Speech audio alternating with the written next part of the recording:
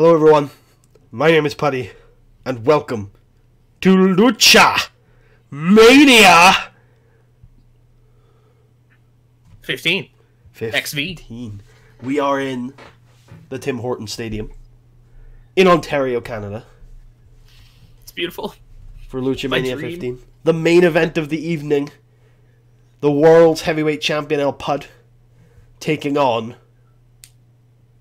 the Batalla Royale winner. The man with wrestling in his name.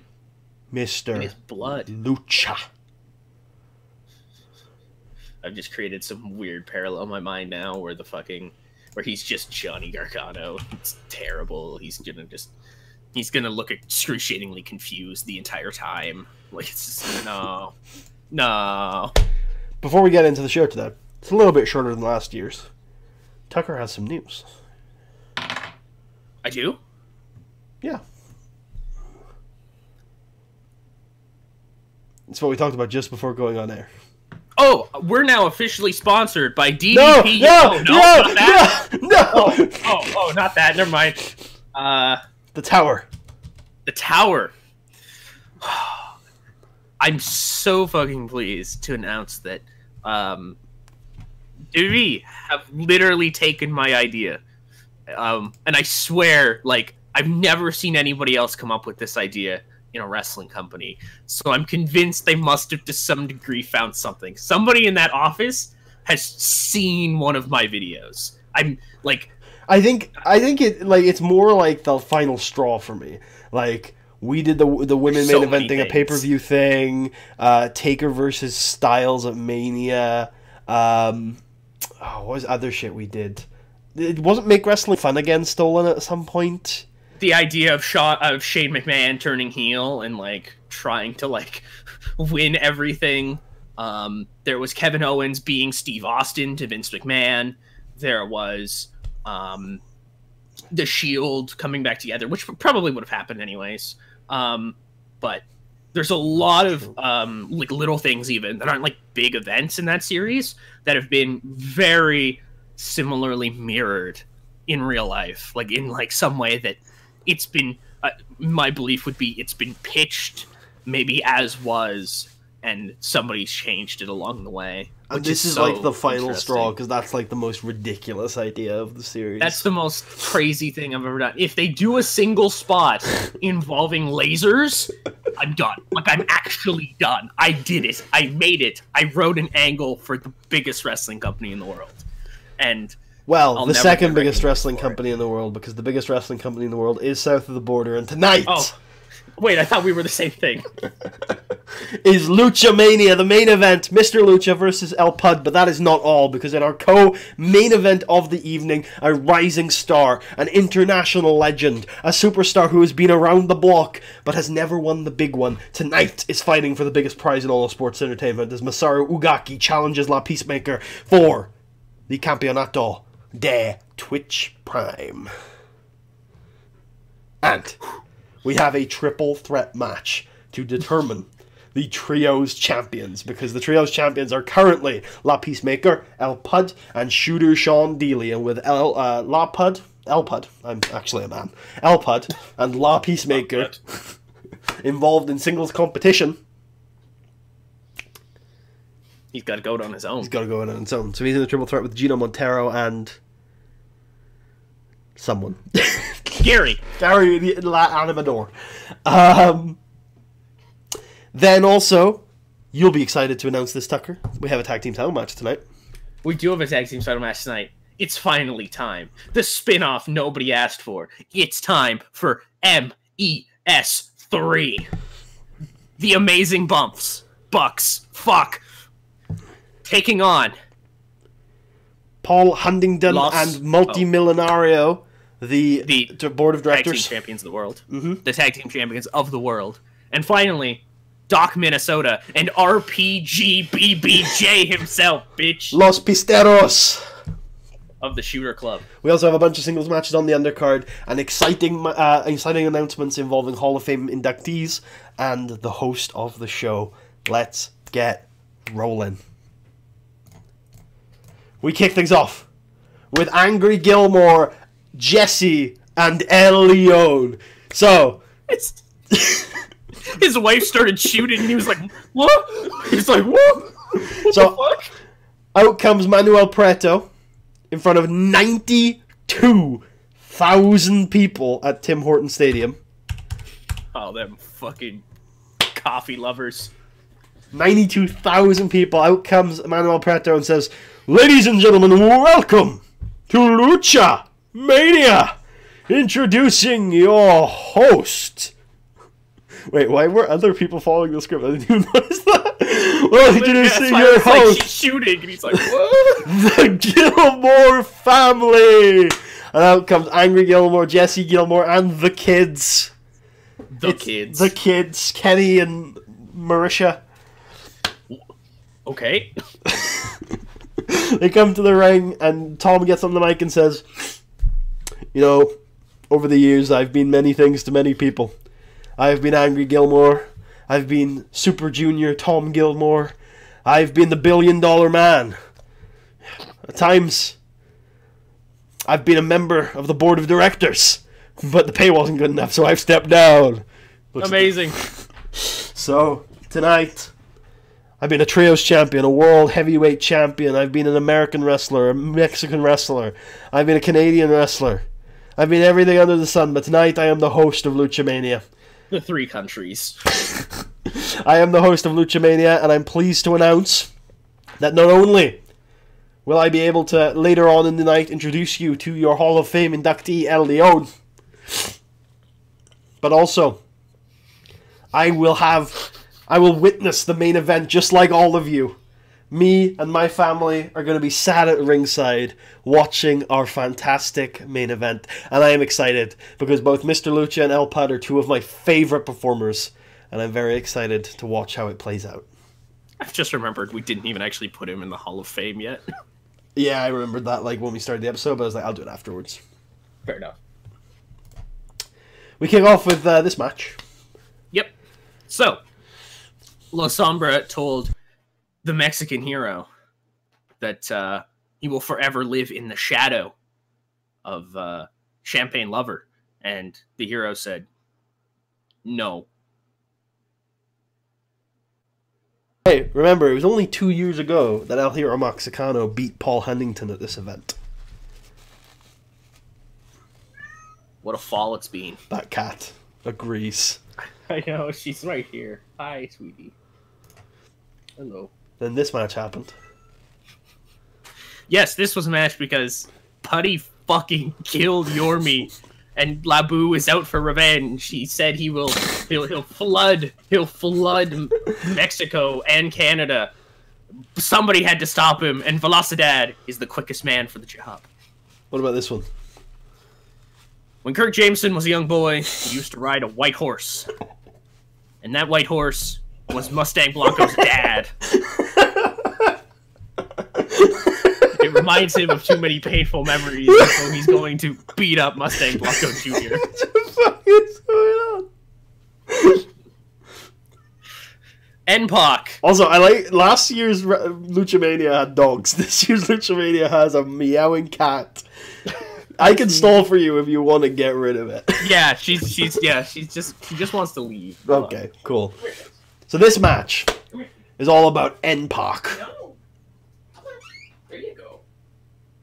This match is all about NPOC, the fastest man in all of pro wrestling, the king of the cruiserweights, the bruiserweight brawler, the bare knuckle fighter, getting crushed by the greatest lucha libre starter ever lived. NPOC. And then El Leon gets inducted into the Hall of Fame by Velocidad. He's like, I don't know what to say. There is an Wait, other people weren't following this. He's like, El Leon's not here. What the fuck? There's like some sort of intermission, and then we move into the main events, which kicks off with this. Wow. Wow. Shooter Sean, the god. Front choke lock on Gary. He chokes out the literal only black man in this match. I'm not saying anything, Sean, but that's an iffy look, brother. Retains the trios title. We'll move immediately on from that. The Amazing Bucks come out and say, you know, we won the second MES? Is that the acronym? Yes. The MES match. And tonight, We're gonna win the third MES match. Hooray! Hooray! And they're gonna be tag team champions. You predicted it perfectly. Yes, very much so. And yeah, what you like describing these matches, so why don't you go ahead? These MES This matches. entire match, it's built around kind of 3 different philosophies here. So Huntington and Multimillonario are very much focused on getting those belts and getting out. Like they're like kind of your cowardly heels of the match, kind of playing the real life actually like pretty well describes the Edge and Christian role, where they're taking big bumps obviously, but it's only because they're getting cut off from going for their belts. Meanwhile, the Bucks are they're kind of more that devil may care style. You know what I mean? They're tossing themselves off shit for the effect because they're fucking crazy and they'll do anything to try to become champions, you know what I mean, to continue their legacy and their names. But Los Pistoleros is a very different ideology than anything we've seen before in these MES matches. Los Pistoleros have one strategy, and it's not to try to even win the belts. It's just to cripple other people. So we get one spot where Minnesota wraps Zimmy Bumful, Buckminster, Jesus, every fucking time. He wraps his leg into like a ladder or something like that, and Boom Boom Jamaica comes off the top rope and stomps on the ladder, and they shatter his knee or something, and they take him out of the match. They grab Huntington and they wrap his arm into a chair or something like that, and then smash it with another chair through a table or something. So very much not even really trying to climb the ladder and win the match, but just cripple everybody and then take an easy victory. The finish of this match comes when basically everybody's been hurt by Los Pistoleros. Even Boom Boom has been taken out, and so it's Minnesota, and he's slowly just climbing up. He knows he's got this. He actually, for the first time in the match, takes his shades off while he's on top of the ladder to gloat a little bit. He's like, yeah. But in that moment, taking his shades off, he's stunned by all the fucking gold that is encrusted into Multimillionario's mask, and he blinds himself, and he falls off, and he's, my eyes, I'm blind! And so Multimillonario kind of just gets up and climbs the ladder and wins. I love it. Thank you. The Bucks are very unhappy about that finish. They're like, what the fuck, dude? Like, we weren't even involved. And then you come out. What, is everybody just unscripted tonight? Did I just do this? Yeah, I guess. Jesus. The Peacemaker. He's like, what's that fucking soul for grave? No, a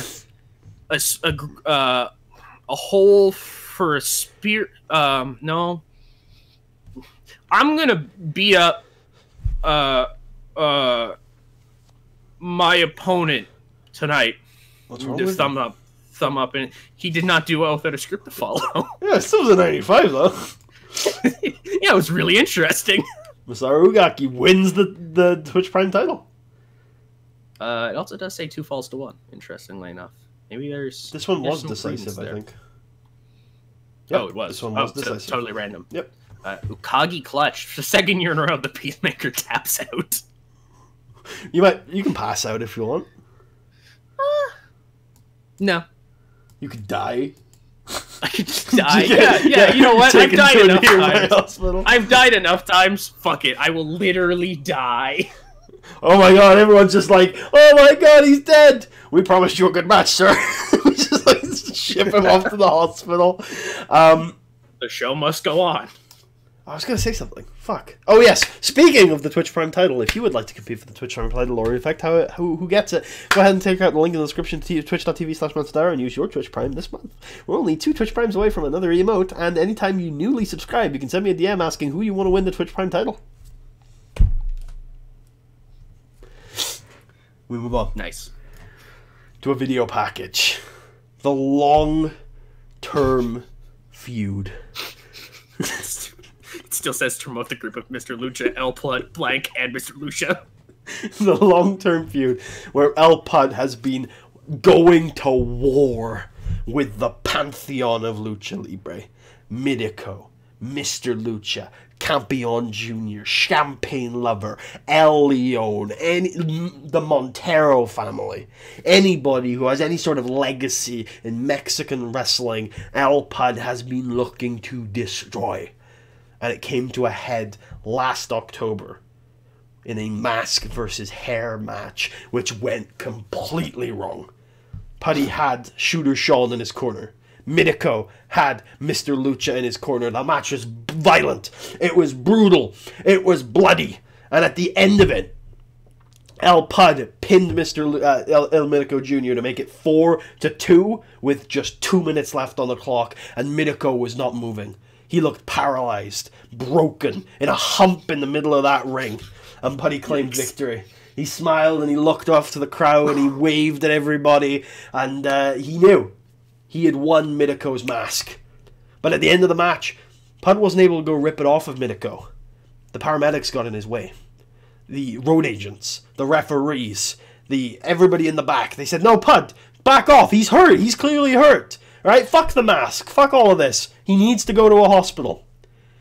And Pud couldn't get his mask, couldn't take his prize that he rightfully earned.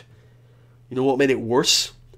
Mr. Lucha got a hold of him afterwards and shaved his head anyway. Oh my! Oh my! That's not very technical of you. That lit a fire under El Pud. A month later, he won the World's Heavyweight Championship. And he came out not only with the World's Heavyweight Championship, but with a replica of El Mitico's mask, which he's been carrying around ever since.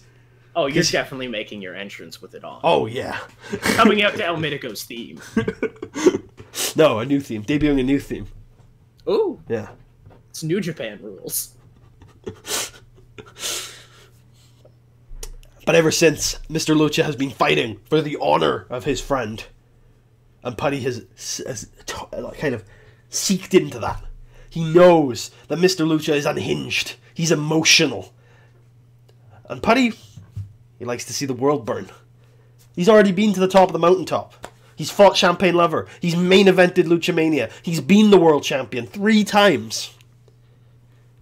It doesn't matter to him. So he's enjoyed it. Every step of the way, just twisting that knife a little further. They had a tag team match on TVs that we're definitely still doing a couple weeks ago. We just threw a steel chair into the path of Mr. Lucha and looked at him and said, "Yeah, hit me. Go on, hit me." But Mr. Lucha resisted. Hooray! Because he's a technico. But there's this blood in this feud that Puddy knows eventually it's gonna boil over. Will that be tonight? There's another element to this match. Because Angry Gilmore is at ringside. Angry Gilmore comes out with his kids. There's 4 seats. In the Impact Zone? There's 4 seats prepared at the announcer table, just in front of it. Child has to stand. No, there's 4 people, 4 seats. No seat for you, Jimmy. Angry, Jesse, Kenny, and Marisha all have a seat at ringside. Sticking with that one. I am. Have you got a problem with that, Tucker? No. I thought one of them though would have some kind of Hispanic name, since they were almost certainly born during his time here. But no, he's only been here like a few years. Like 7. Yeah, like these children are like teens. They're like 12, 13. Oh. Yeah. You gotta tell one of them you're their poppy. Both competitors make their entrance. Actually, at that age, that's risky. That is risky. And the match kicks off. These two go back and forth in a classic lucha libre bout between 2 of the best to ever do it. 40-year-old Mr. Lucha, 29-year-old El Pud. 2 men in the prime of their careers fighting over the greatest prize in lucha libre history. Ooh. Oh, if you remember, we just casually before the match starts, just announce, "Fuck you, Oli." All right, thank you. Moving on. And in the middle of the match, El Pud sees an Oli sign in the crowd and climbs through the crowd to go rip it up. But as he's climbing through the crowd, he accidentally hits Kenny. And Kenny falls to the ground, his head bashes off the floor, and Jesse's attending to Kenny, and everyone's very, very concerned. Putty doesn't seem to give a shit, he's just ripping up that Oli side, and he laughs, and he seems to be, like, laughing at Kenny, people think. He killed Kenny People Gilmore. are, like, laughing at Kenny for some reason. And then Angry just goes over to Putty and says, show some respect! Show some respect! Show some respect! And then Putty's like, what the fuck are you talking about? Does he yell? Be a man. Be a man! Be a man! Show some respect! And then Putty just pushes Gilmore, and he's like, what? What? Oh my. Oh my! This is all boiled over. Mr. Lucha doesn't know what to do. The score is tied at 1-1 at this point. We know about Angry Gilmore's history of anger issues. Anger issues. And Putty, literally his name. Putty eventually gets back in the ring as people like Stretcher Kenny to the back. And Jesse and Marisha head back with him, but Gilmore is still like seething at ringside. And then Putty prepares. Is he finally going to win a Lucha Mania main event? He tells Mr. Lucha to get up. He says, get up! Get up! El Minico would have gotten up! El Minico would have stood! El Minico would have fought me! And then Mr. Lucha gets up, Singapore cane in hand, and starts beating the living shit out of Putty with a Singapore cane. God! He says, fuck, I'll start. You don't talk about him like that. You're not, only I am allowed to talk about El Minico. Oh, you can't use the E word. And he swings that cane, but Putty rolls him up. Small package. 1, 2. Kick out, though. And the scene is set. The tension is pitched. The crowd electric. 92,000 watching. 2 of the greatest to ever do it. About to go into the finishing stretch when Angry Gilmore slides into the ring and hits an anger management on Putty. Oh. Mr. Lucha looks shocked. He looks disgusted, almost. Not this way. And Gilmore slides out of the ring, and Mr. Lucha looks at the downed Putty, holds the world title in his hands, and he's never been world champion before. He drops the world belt and covers Putty. 1, 2, 3. No! Mr. Lucha is the world's heavyweight champion. No. Yes. No. Yes. The disrespect for the sport. Fuck you, Angry Gilmore. Fuck you. Fuck you and your dead kid. Oh, Jesus. I hope you all enjoyed Lucha Mania this year. Thank you all for watching. We are now moving into our first ever Champion of Champions summer. Oh. In which these blocks will compete to determine the first ever south of the border Champion of Champions. Hope you guys enjoyed. Thank you for watching, and we will see you guys for the end of year review, where we will recap these blocks. We might see you a little earlier if a certain something happens. See you guys then.